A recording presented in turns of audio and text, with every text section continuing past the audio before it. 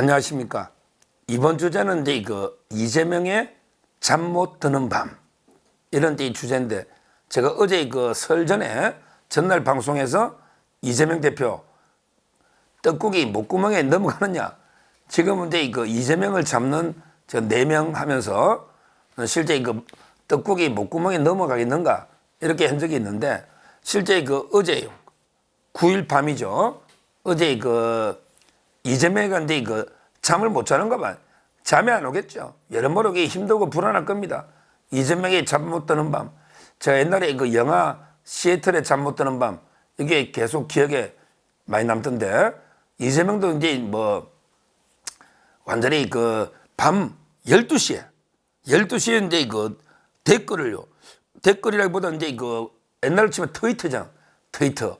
글을 이제 6개나, 와, 폭풍 트윗 6개나 글을 막 올린 거예요. 잠을 안 자고. 얼마나 불안하면 직접 트위터에 폭풍 트윗 6개 글을 올렸는데, 그게 보니까 맞춤법도 안 맞고 문맥도 안 맞고 내용도 이제 개판이긴 한데, 얼마나 잠 못 들고 불안함하게 6개 글을 올립니까? 이 글을 제가 소개하면서 과연 이재명이가 지금 어떤 심리 상태인지 한 말씀드려 보겠습니다. 제일 먼저 이제 글을 올린 게요, 옛날 트위터입니다. 지금은 이제 소셜미디어 X라고 하는데, 옛날 트위터 X, 이 글을 처음 올린 게 11시 57분이네요. 밤 11시 57분에 갑자기 잠이 안 오는지 불안한지 글을 올린 거예요. 글은 이제 뭐냐면, 단결만이 답입니다. 단결만이 답입니다.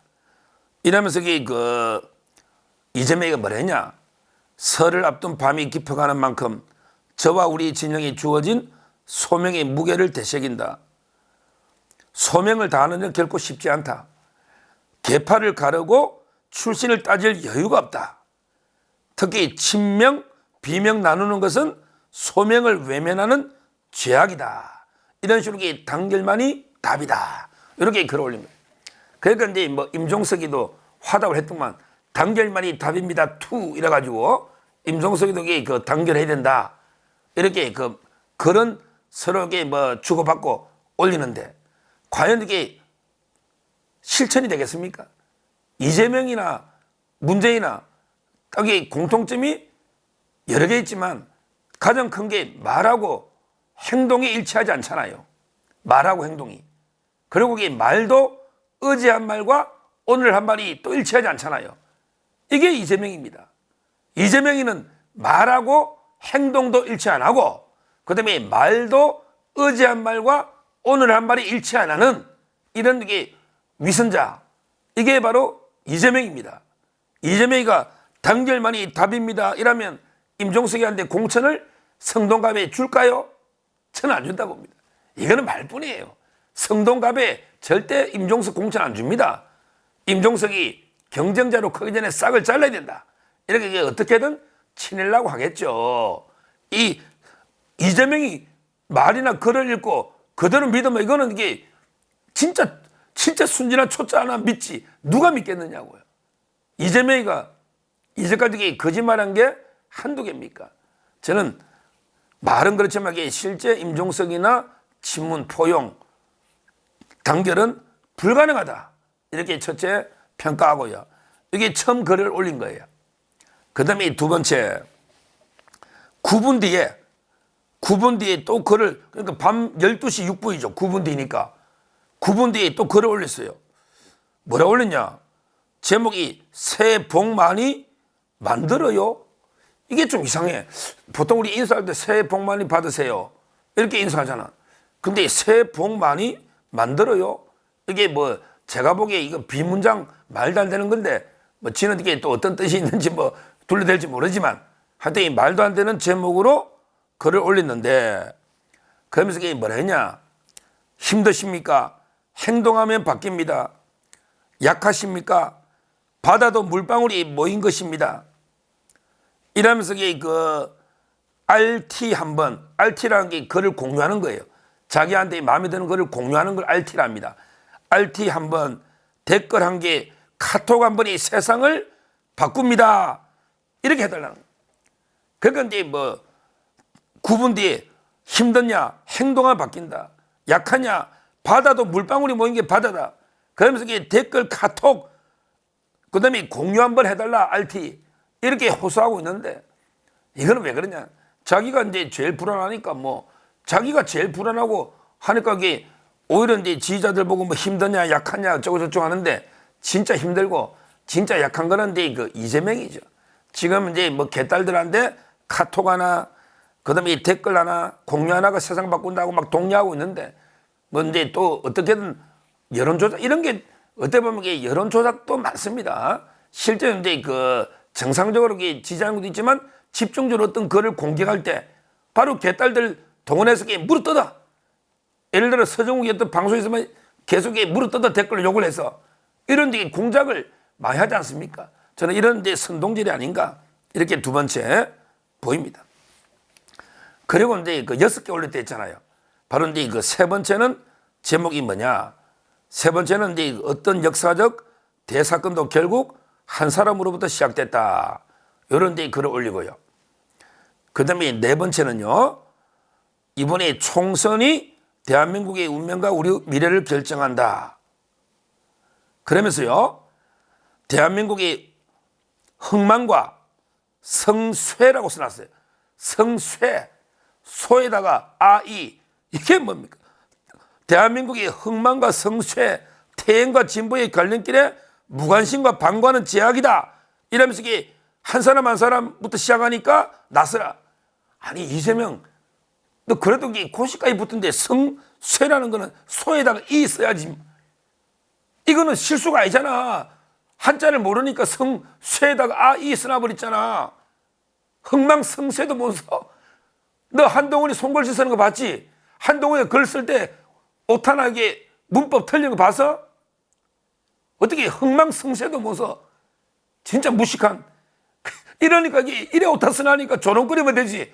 이게 진지함이 느껴지느냐고. 이게 세 번째, 네 번째입니다. 그 다음에 다섯 번째 글을요. 또 12시 39분까지 안 자고 12시 39분에 다섯 번째 글을 씁니다. 뭐냐면 이제 당 영입 이제 2호, 1호, 2호 할 때 NC소프트 전무 이재성이라고 있어요. 자이, 이재성. NC소프트 전무인데 부산에 사을에 출마합니다. 사을. 우리 사하, 사상. 사하함에게 우리 그 유명한 조경태 지역 아닙니까? 사을이면 조경태 의원. 거기에 그 출마하는 게 이재성, NC소프트 전무인데 그러면서 업어주고 싶다고, 야, 이재성을 업어주고 싶다. 이런 게 글을 12시 39분에 써놨어요. 영입이 이제 2호대.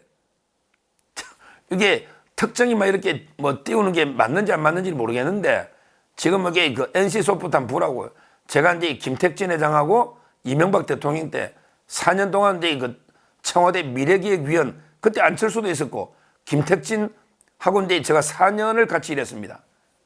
근데 NC소프트 주가가 100만 원 넘다가 지금 여기 5분의 1 토막 나 있어요.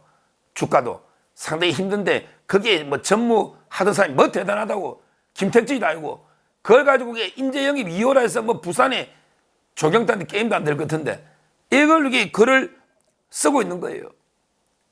그리고 이제 마지막 6번째 글입니다. 마지막에 또 이게 글을 또 올린 거예요. 바로 이제 가족 이야기를 합니다. 올해 설명절은 유독 의미가 다르다. 부모님과 함께 찍은 이제 가족 사진을 공개했습니다. 생사의 문턱, 자기는 그냥 죽을 뻔했다는 거지. 생사의 문턱을 헤매면서 가족들과 함께 보낼 수 있는 명절이 얼마나 큰 행복인지 절감한다. 가족에 대한 미안함, 고맙다는 말을 못했다. 어쩌고 저쩌고 계속 이 가족 이야기를 합니다. 저도요. 어제 제가 설날 전날 밤에 대구 가가지고 이제 어머님하고 하룻밤 자고 설날 세배하고 차례 지내고 이제 어제 저녁 늦게 다시 서울로 올랐는데 제가 가니까 저희 가족 사진이 딱 벽에 걸려 있어요. 크게 찍은 게. 거기 어머님이 있고 그 다음에 그 형님 네가 있고 그 다음에 누나하고 자영이 있고 그 다음에 조카들이 있고 이런 가족 사진입니다. 이재명, 너 돌아가신 회계사 형님은 가족이 아니야. 그리고 너가 여기 찢어버린다고 쌍욕한 형수는 가족이 아니야. 법적으로 형제는 따로 살아도 가족 아니야. 형제가. 너가 이게 어떻게 가족의 사랑과 조금 미안함 그게 입에 담을 수가 있냐고. 너 형을 감금하고 형을 죽게 만들고 형수한테 입에 담지 못해 쌍욕한 네가 여기 가족을 입에 담는다? 이게 황당한 일 아니야. 자꾸 너 가족 이야기할수록 국민들이 그건 너 형수님, 형님 생각할 거 아니야. 그 녹취록 보니 너 형님이 너보다 백배 천배 훌륭하더만.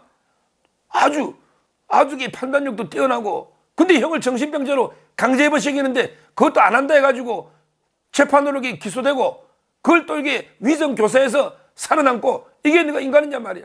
어떻게 가족 이야기를 하느냐고. 우리가 가족이라면 부모님, 형제, 자매 다 이게 오손도손 지내는 게 가족 아니에요. 가족. 저는 이렇게 이재명이가 잠도 안 자고 6개의 글을 막 올리는데 이거는 결국에 불안함, 초조함 이런 게 발로가 아닌가 이런 이제 생각이 들고요. 저희가 이번에 아마 이재명이가 여러 데 서두르고 있습니다. 뭔가 이게 여러모로 특히 3지대 이런 것도 결국은 이제 민주당 이재명을 잡는 거기 때문에 여러모로 이제 본인도 그러다 보니까 계속 이번 총선에 150석을 해줘야 됩니다. 이렇게 호소해.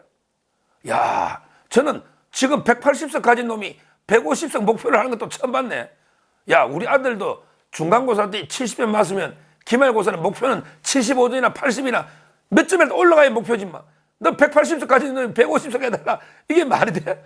180석 가진 정당이 150석 해달라. 이런 식으로 이게 하고 있는데 아마 이제 이번 총선은 저는 철저하게 민주당 이재명 심판이 될 수밖에 없다. 본인도 그걸 알기 때문에 초조감의 발로로 잠도 못 들고 6개의 글을 올린 게 아닌가 이렇게 평가하고요. 제가 끝까지 민주당 그 다음에 이재명 심판을 위해 제가 노력해야 됩니다. 그 이재명 6개 중에 원래 글 많이 쓰다 보면 한두 개는 쓸만한 것도 있어요. 제가 하나 보는 거는 한 사람 한 사람이 중요하다. 이거는 팩트입니다. 천하, 흥망, 필부, 유책.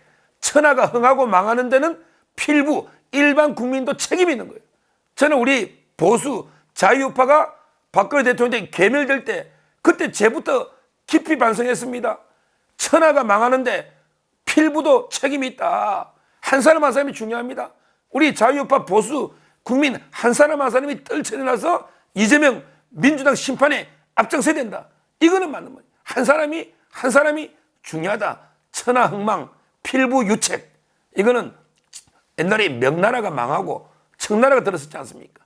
그때 우리 명나라 때 이제 있었던 이런 이제 이야기죠. 천하흥망 필부 유책. 제가 상당히 좋아하는 고연무라고 있잖아요. 우리 명나라 때 학자인데 청나라 들었을 때 이제 명나라 망한 거 안타까워하면서 한 말입니다. 나라가 망하는데 나도 책임 있다. 온 국민이 책임 있다는 거죠. 천하흥망 필부 유책. 이런 이제 각오로 한 사람 한 사람 총선 승리를 위해 우리가 적극 손잡고 나서야 된다. 이렇게 말씀드립니다. 감사합니다.